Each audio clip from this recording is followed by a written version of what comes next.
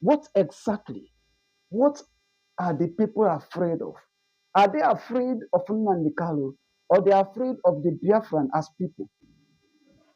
All right, guys, my name is Toby. Welcome to my channel. In this channel, what we do is that we do news broadcasting. We tell you what's happening around the world, in Africa, around Nigeria as a country, around Biafran land, around some other neighboring countries. Okay, so that is just what we do over here. So today we are going to be talking about what's happening in our Biafran land, what's happening in Biafran environment and Biafran landmark. Okay, which has really called a lot of concern. It has come to the level where, as a people, we need to also consider the fact that the humans we are dealing with are not animals. Biafran people are humans.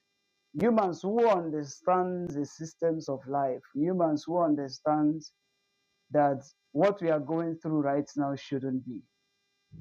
The economic hardship has eaten so deep into almost everybody because of what? Because of bad governance. But then how can this be if, okay, let me use for instance, now even to what is going on in our environment. I know we actually have disagreed with the leadership of the country.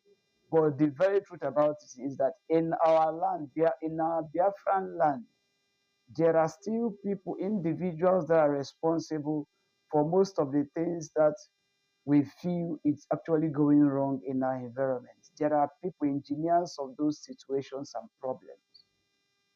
There are engineers of most of the situations and problems we've been suffering in our country, Biafra. Okay, now let me use for instance, okay, this one, I am not actually calling, like, I am not actually accusing anybody.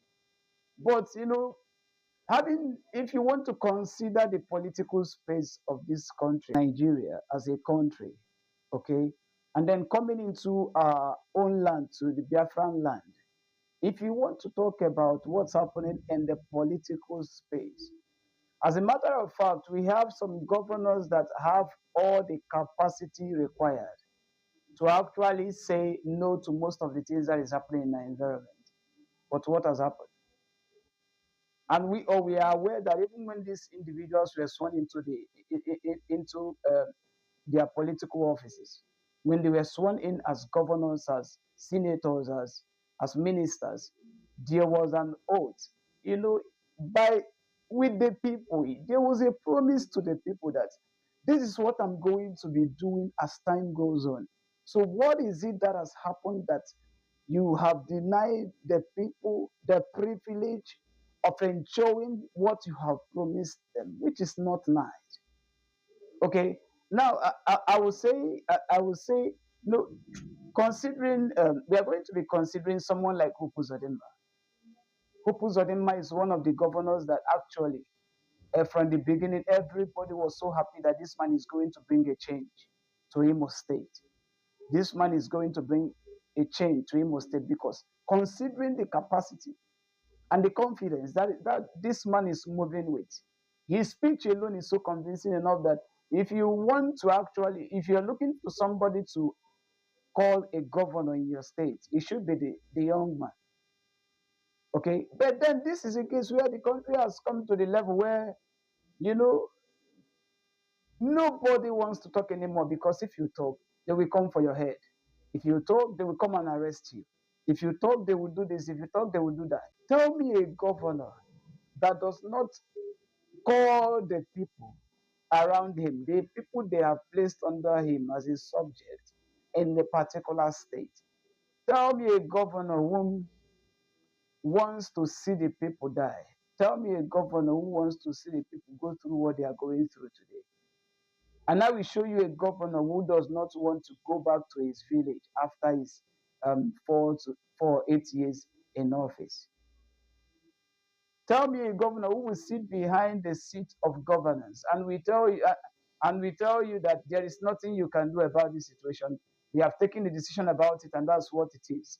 Look, this country has gone beyond all that. I know that most of the governors actually what they do is that they listen to, you know, authorities from above. But let me tell you, as a governor, you have the right. You have the right to take decisions. Tell me, if you as a governor after your 4 or 8 years in leadership, and then you come back to your home and they begin to throw stones at you, how would you feel as a governor? How would you feel as a governor? Most of the investments that other states are enjoying in their state landmarks, all the investment, federal government investment, federal government this, federal government that, none of these things are coming to Imo State, which is very, very bad.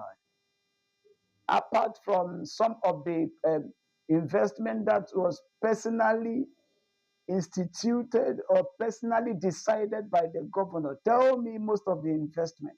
As a matter of fact, Imo State is one of the very states that if you go around the state, go around the place as a state, you'll find out that you will even conclude that this is one of the poorest states in Nigeria because there is no investment, there is no infrastructures, nothing. There is nothing.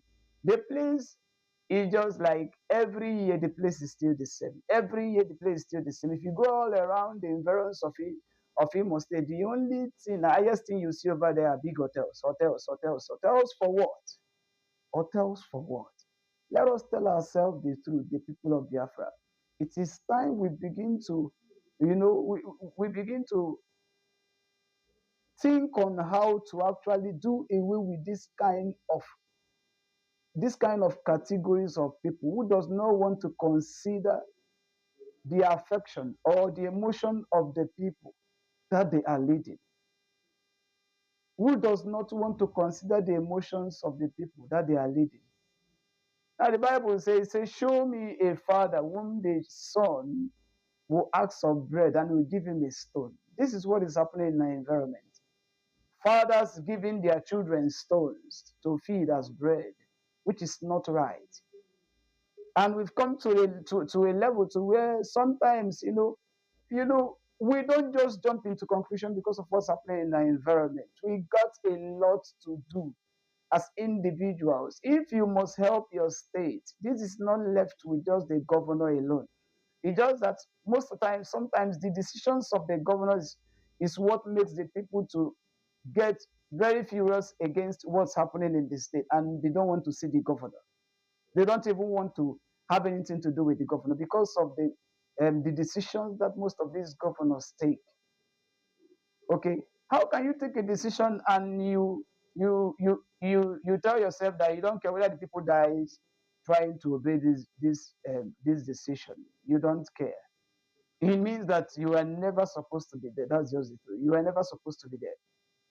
The land of Biafra is a land of peace, a land of consideration, a land of reconciliation, a land where if you as an individual you want to do a business, there is this 100% conviction that your business will succeed. Why? Because of the understanding nature of the people, how they understand themselves. Biafra is not just a place where peace is common. Biafra is a place you know, where even foreigners, when they come, they would know that no, this is just like my country. We shouldn't be in a country where killing is a normal thing. In a country where, with what's happening with all this, resistance to when the people they see they are going, Biafran they say they want to go, and then the political gods, I don't know what to call them. Is it political gods?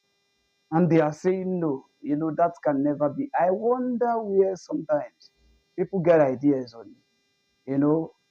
I wonder who counsels them sometimes and who tells them or who gives them all this stubborn mindset, You will never go, you will never leave, you will never be on your own. Why are you trying to subject the person? Is the person a prisoner?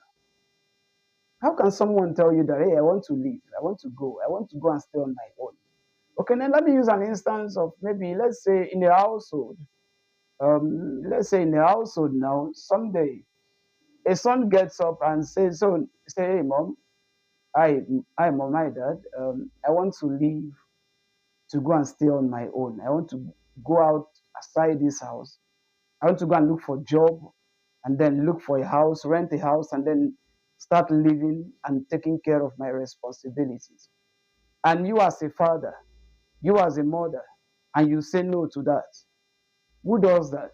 Of course, there's no way you will say no, because someday you're expecting and you looking to see that that child will be standing someday to defend himself or defend the responsibilities of life. So if you're saying no to the child, definitely you're telling the child not to go forward. That is what it means. So for how long is the child going to be under your nose while you watch over him? Okay, so this resistance of Biafran, there will be no Biafran. You are never going to allow this. What exactly are the people afraid of? What exactly? What are the people afraid of? Are they afraid of Nnamdi Kanu, or they are afraid of the Biafran as people? Are they afraid of the Biafrans as people? Or what is it exactly? What is it exactly that they don't want to let go?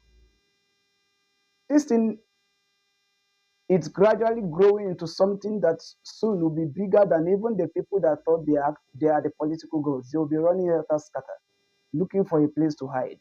And even the smallest tree in the forest will tell them that I don't have any branch anymore. And you know what that means. My name is Toby Samuel. Please, if this is the first time you're meeting me, please subscribe to my YouTube channel. In this particular channel, all we do is news broadcast. We give you the facts about life.